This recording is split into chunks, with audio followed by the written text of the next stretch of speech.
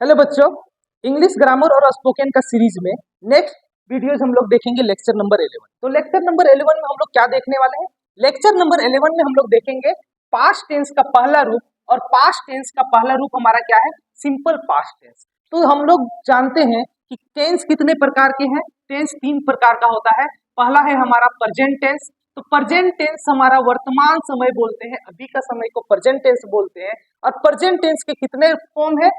Present tense के 4 form होते हैं, है ना। पिछले वीडियोज में हमने देख लिया है। यदि आपने नहीं देखा है तो पिछले जो वीडियोज बना हुए हैं उन सभी वीडियोज को जाकर के आप लोग देखें, है ना। तो प्रेजेंट टेंस के सभी रूप आपको दिखेंगे। इसी प्रकार हर टेंस का प्रेजेंट टेंस के बाद हमारा आता है पास्ट टेंस। तो पास्ट टेंस हम लोग देखेंगे, और पास्ट टेंस का भी इसी प्रकार 4 रूप होता है। कितना रूप होता है?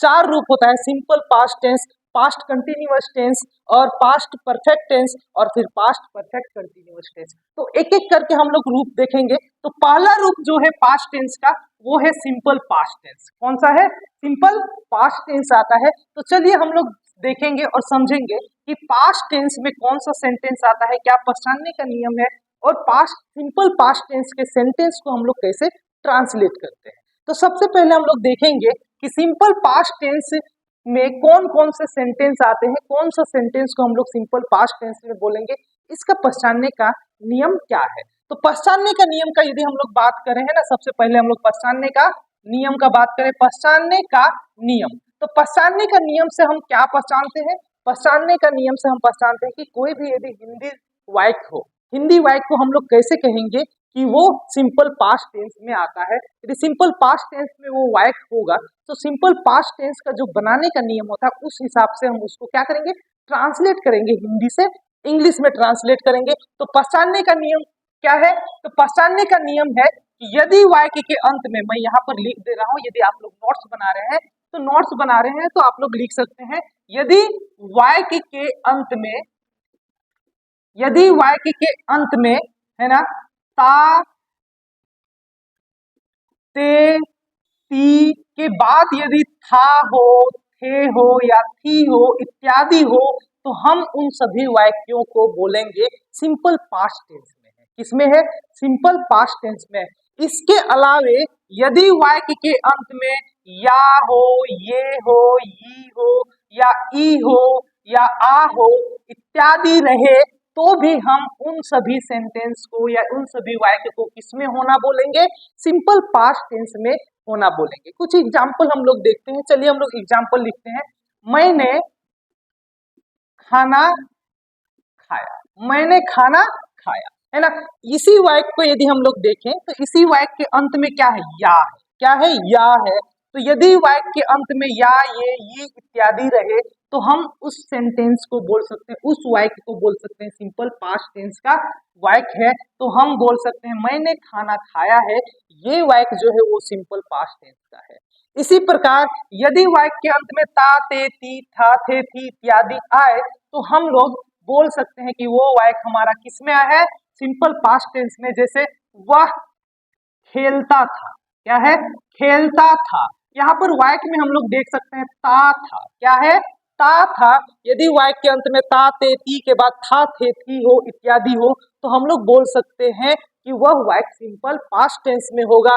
या फिर बोल सकते हैं यदि वाक्य के अंत में था, थे, थी हो तो भी वह वाक्य हमारा किसमें होता है? सिंपल पास्ट टेंस में होता है। तो ये हमारा पहचानने का नियम था। अब एक एक बनाने का नियम हम लोग देखेंगे कि आखिर हम लोग जो बनाते हैं, है ना, बनाते हैं सिंपल पास्ट टेंस का सेंटेंस को कैसे ट्रांसलेट करते हैं हिंदी से इंग्लिश। तो मास्टर फॉर्मूला तो मैं उम्मीद करता हूं कि यदि आप टेंस पढ़ रहे हो और इतना दिन से यदि एक भी लेक्चर आपने नहीं छोड़ा है, रेगुलर एक एक लेक्चर देख रहे हैं, तो मास्टर फॉर्मूला आप लोग को याद हो चुका है। Subject plus helping verb plus verb form plus object plus complement, ये मास्टर फॉर्म है हमारा ट्रांसलेशंस का। और केवल हमारा टेंस के हिसाब से हेल्पिंग वर्ब और वर्ब फॉर्म चेंज होता है, बाकी स्ट्रक्चर में कोई बदलाव नहीं होता है। इसलिए यदि इस स्ट्रक्चर को याद कर लिए हैं तो हर स्ट्रक्चर को ही याद कर लिए हैं। चलिए हम लोग बनाने का नियम देखेंगे एक एक करके। तो बनाने का नियम, बनाने का नियम, सबसे पहले बात हम लोग करेंगे कि अफर्मेटिव सेंटेंस का ट्रांसलेशन कैसे करते हैं, यदि हमारा सिंपल पास्ट टेंस में अफर्मेटिव सेंटेंस हो तो अफर्मेटिव सेंटेंस को हिंदी से इंग्लिश ट्रांसलेट कैसे करते हैं? बनाने का नियम होता है subject plus V2 plus object plus complement. एक चीज यहाँ पर याद रखना, जिस प्रकार हमारा प्रेजेंट सिंपल प्रेजेंट है ना, या तो प्रेजेंट इंडेफिनिट टेंस बोले या सिंपल प्रेजेंट, जिस प्रकार हमारा सिंपल प्रेजेंट में अफर्मेटिव सेंटेंस में हेल्पिंग वर्ब नहीं यूज होता है, उसी प्रकार सिंपल पास्ट टेंस का अफर्मेटिव सेंटेंस में को ट्रांसलेट करने के लिए अफर्मेटिव सेंटेंस में हेल्पिंग वर्ब यूज नहीं होता है। यहाँ पर वर्ब फॉर्म, कौन सा वर्ब फॉर्म यूज होता है? V2 वर्ब फॉर्म यूज होता है, बस इस चीज का ख्याल रखना है। लेकिन जब हम यदि ट्रांसलेट करते हैं, है ना, यदि नेगेटिव बनाएंगे या फिर इंट्रोगेटिव बनाएंगे, वहां पर हेल्पिंग वर्ब के यूज में, है ना, या तो हेल्पिंग वर्ब के रूप में हमारा डू के बदले, डू हमारा कहाँ प्रयोग होता था? डू या डज हमारा प्रयोग होता था कहाँ पर? सिंपल प्रेजेंट टेंस में। इसी का V2 फॉर्म यूज होता है डीड। क्या यूज होता है? डीड। तो हम यहाँ पर यूज करेंगे जब भी हम सिंपल पास्ट टेंस का इंट्रोगेटिव सेंटेंस या नेगेटिव सेंटेंस का ट्रांसलेशन करेंगे हिंदी टू इंग्लिश, है ना, ट्रांसलेशन करेंगे, तो वहां पर हमारा हेल्पिंग वर्ब के रूप में यूज होगा डीड यूज होगा। क्या यूज होगा? डीड यूज होगा। जैसे यदि हम लोग नेगेटिव सेंटेंस का बनाने का नियम लिखे तो क्या होगा? सब्जेक्ट प्लस इसके बाद हमारा होता है हेल्पिंग वर्ब, तो हेल्पिंग वर्ब के रूप में हमारा यहाँ पर यूज हो जाएगा डीड यूज होगा। क्या यूज होगा? डीड यूज होगा। और हम जानते हैं कि हेल्पिंग वर्ब के बाद नॉट लगाते हैं नेगेटिव सेंटेंस में, तो यहाँ पर हमारा डीड के बाद नॉट लगेगा।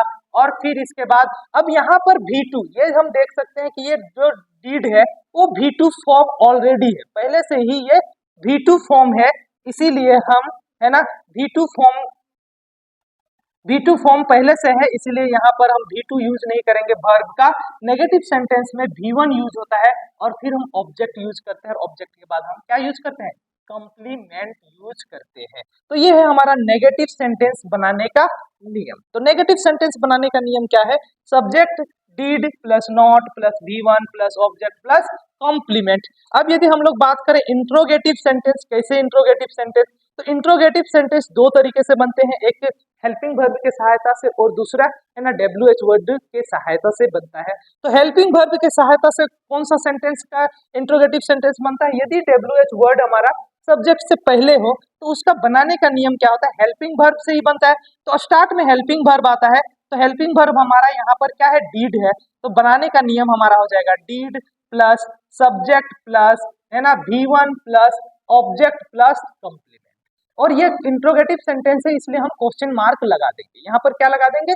क्वेश्चन मार्क लगा देंगे। इस चीज का ध्यान रखना है ना। अब WH वर्ड यदि हो, WH वर्ड के सहायता से हम लोग इंट्रोगेटिव सेंटेंस का ट्रांसलेशन करते हैं, तो उसके सेंस में क्या है? इंट्रोगेटिव सेंटेंस का जो बनाने का नियम होता है हेल्पिंग वर्ब के सहायता से, कि ये हेल्पिंग वर्ब से पहले WH वर्ड लगा देंगे, तो क्या हो जाएगा? WH word plus did plus, है ना, subject plus V1 plus object plus complement. ये हमारा है WH वर्ड बनाने का नियम, है ना, सिंपल पास्ट टेंस का। तो सिंपल पास्ट टेंस का पहचानने का नियम है, यदि वाक्य के अंत में ता थे ती के अंत बाद था थे थी इत्यादि हो, तो हम लोग बोलते हैं वह वाक्य हमारा सिंपल पास्ट में होगा। या वाक्य के अंत में या ये ई आ हो, तो भी हम उस वाक्य को हम लोग क्या बोलेंगे? सिंपल पास्ट टेंस में बोलेंगे। और ये रहा हमारा बनाने का नियम, है ना, सिंपल पास्ट टेंस का affirmative sentence, negative sentence, interrogative sentence और WH वर्ड या WH सेंटेंस का, है ना। अब चलिए कुछ एग्जांपल्स देखते हैं, है ना, एग्जांपल देखते हैं, एग्जांपल के माध्यम से हम लोग ट्रांसलेट करेंगे, है ना। तो जैसे कि मैंने खाना खाया, मैंने खाना खाया, है ना। तो यदि मैंने खाना खाया, या दूसरा एग्जांपल्स भी लेते हैं, मैंने खाना खाया, ओके, मैंने खाना खाया। इस वाक्य को हम लोग देखें तो इस वाक्य में क्या है? अंत में या है। क्या है? या है। तो हम लोग बोलेंगे ये सेंटेंस जो है वो प्रेजेंट ये सेंटेंस जो है सिंपल पास्ट टेंस का है, का सिंपल पास्ट टेंस का है। तो इसका ट्रांसलेशन क्या हो जाएगा? सब्जेक्ट हो जाएगा आई, और आई के बाद यदि अफर्मेटिव सेंटेंस है तो हमारा V2 यूज हो जाएगा। तो खाने का इंग्लिश क्या हो जाएगा? ईट, ईट का इंग्लिश होता है एट, आई एट, और खाना यहाँ पर है, खाना को हम लोग राइस बोल सकते हैं, तो आई एट राइस। क्या हो जाएगा, आई एट राइस हो जाएगा, है ना, इसका ट्रांसलेशन हो जाएगा। वह पढ़ता था, वह पढ़ता था, वह पढ़ता था। अब यहाँ पर हम लोग वाक्य के अंत में देख सकते ता था, है ना। यदि ता था हो वाक्य के अंत में तो भी वाक्य हमारा सिंपल पास्ट टेंस में होता है। इसका ट्रांसलेशन क्या हो जाएगा, सिंपल, है ना। ये अफर्मेटिव सेंटेंस का है तो सब्जेक्ट है हमारा ही और पढ़ने का होता है रीड, तो रीड का रीड रेड रेड ही होता है ना। तो इसका V2 भी रेड ही होता है, रीड रेड रेड सेम होता है, इसीलिए हो जाएगा ही रेड। क्या हो जाएगा, ही रेड। अब यदि हम लोग बोल रहे हैं कि वह दौड़ता था, वह दौड़ता था, दौड़ता था, है ना, वह दौड़ता था, तो वह दौड़ता था, यहाँ भी हम लोग था देख सकते हैं वाक्य के अंत में। तो इसका ट्रांसलेशन क्या हो जाएगा, ही, और दौड़ने का होता है रन, और रन का यदि हम लोग V2 करेंगे, V2 करेंगे, V2 फॉर्म लेंगे तो क्या हो जाएगा, रेन हो जाएगा। ही रेन, वह दौड़ता था या उसने दौड़ा, है ना। कोई भी दोनों वाक्य का ट्रांसलेशन एक जैसा होगा। वह दौड़ता था या फिर हम लोग बोलेंगे उसने दौड़ा, क्या है, उसने दौड़ा। सेम दोनों सेंटेंस का ट्रांसलेशन एक ही तरीके से होगा, क्योंकि दोनों ही सेंटेंस या दोनों ही वाक्य हम लोग बोल सकते हैं सिंपल पास्ट टेंस में है। किसमें है, सिंपल पास्ट टेंस में है, इस चीज को ध्यान रखना है। चलिए, ये तो जितने भी एग्जाम्पल्स हैं सारे एग्जाम्पल्स किसके थे, अफर्मेटिव सेंटेंस के। अब कुछ हम लोग एग्जाम्पल्स देखेंगे नेगेटिव सेंटेंस का। तो उसने खाना नहीं खाया, उसने नहीं पढ़ा, है ना, उसने नहीं पढ़ा, उसने नहीं पढ़ा, है ना। तो जैसे ही हम लोग, ये नेगेटिव सेंटेंस का है और वाक्य के अंत में आ है, यदि आ हो वाक्य के अंत में तो भी वह वाक्य सिंपल पास्ट टेंस में ही होता है ना। उसने नहीं पढ़ा, है ना, ये नेगेटिव सेंटेंस का है। तो नेगेटिव सेंटेंस बनाने का नियम है कि सब्जेक्ट प्लस डीड प्लस, यहाँ पर हेल्पिंग वर्ब के रूप में डीड का यूज होता है ना, not plus V1 plus object plus complement, क्या है, कॉम्प्लीमेंट। तो यहाँ पर सब्जेक्ट हमारा हो जाएगा ही, है ना, ही के बाद हेल्पिंग वर्ब यूज हो जाएगा, क्या हो जाएगा, डिड, ही डिड। और नेगेटिव सेंटेंस इसलिए नॉट यूज होगा, तो ही डिड नॉट, है ना। और यहाँ पढ़ने का इंग्लिश होता है रीड या स्टडी, है ना, ही डिड नॉट रीड, या हम लोग बोल सकते हैं स्टडी। चलिए, थोड़ा सा ये थोड़ा इसने अध्ययन नहीं किया, है ना। वैसे पढ़ने का इंग्लिश होता है रीड ही होता है, और स्टडी का मतलब अध्ययन होता है, लेकिन फिर भी चलिए हम लोग मान के चलते हैं, चलो रीड ही यूज करते हैं। ही डिड नॉट रीड, उसने नहीं पढ़ा। क्या उसने पढ़ा, यदि हम लोग इसका सेंटेंस बनाए, क्या उसने पढ़ा, यदि इस सेंटेंस का हम लोग क्या करें, ट्रांसलेशन करें, तो क्या होगा, क्या उसने पढ़ा। ये हमारा इंट्रोगेटिव सेंटेंस है, और हम देख सकते हैं कि WH वर्ड जो यूज हुआ है सब्जेक्ट से पहले यूज हुआ है, तो हेल्पिंग वर्ब के सहायता से इसका ट्रांसलेशन होगा। तो हेल्पिंग वर्ब के हम लोग क्या यूज करेंगे, डिड यूज करेंगे, डिड। इसके बाद फिर हमारा क्या आएगा, सब्जेक्ट, तो डिड ही, और इसके बाद V1 आएगा, डिड ही रीड, है ना, डिड ही रीड, है ना। ये हमारा क्या हो जाएगा, ये हमारा ट्रांसलेशन हो जाएगा इसका इंट्रोगेटिव सेंटेंस को। वह कहाँ रहता था, है ना, वह कहाँ रहता था। चलिए इसका ट्रांसलेशन देखते हैं, वह कहाँ रहता था, वह कहाँ रहता था। अब ये हमारा WH सेंटेंस है, ये भी हमारा इंट्रोगेटिव सेंटेंस ही है, लेकिन WH सेंटेंस से कैसे, यहाँ पर सब्जेक्ट के बाद WH वर्ड यूज हुआ है, तो WH सेंटेंस का जो बनाने का नियम है उसके हिसाब से हम लोग ट्रांसलेट करेंगे। तो सबसे पहले WH लिखेंगे, तो यहाँ पर कहाँ है, तो ये हो जाएगा वेयर, क्या हो जाएगा, वेयर। इसके बाद डिड, है ना, हेल्पिंग वर्ब के यूज में लिखेंगे, हेल्पिंग वर्ब के फॉर्म में हम लोग यूज करेंगे डिड, तो वेयर डिड। इसके बाद subject, where did he live, है ना, वेयर डिड ही लिव। रहने का इंग्लिश क्या होता है, लिव। तो यहाँ पर V1 ही यूज करना है, तो हमारा ट्रांसलेशन हो जाएगा, वह कहाँ रहता था, वेयर डिड ही लिव, क्या हो जाएगा, वेयर डिड ही लिव। तो इस प्रकार, है ना, ग्रामर को समझे, सिंपल पास्ट टेंस का ग्रामर को समझे, पहचानने का नियम याद रखें, क्योंकि सेंटेंस यदि आप नहीं पहचानोगे हिंदी में तो आप कैसे जान पाओगे कि कौन सा नियम से इसको हमको ट्रांसलेट करना है। तो पहचानने का नियम याद रहे, है ना, बनाने का नियम याद रहे, और एक दो एग्जाम्पल्स आप अपने मन में याद रखें, उससे इजी हो जाता है और विजुलाइज हो जाता है, और ये जो बनाने का नियम, पहचानने का नियम होता है हर एक टेंस का, ये काफी इजी हो जाता है याद रखना। तो चलिए आप लोग प्रैक्टिस करें, है ना, किसी भी बुक से प्रैक्टिस करें, और फिर हम लोग नेक्स्ट इसी तरह ग्रामर सेशंस खत्म हो जाएंगे तो फिर स्पोकन का वीडियोस में लाऊंगा, जिसमें केवल मैं आप लोग को ट्रांसलेशंस ही दिखाऊंगा और ट्रांसलेशंस हम लोग प्रैक्टिस करेंगे।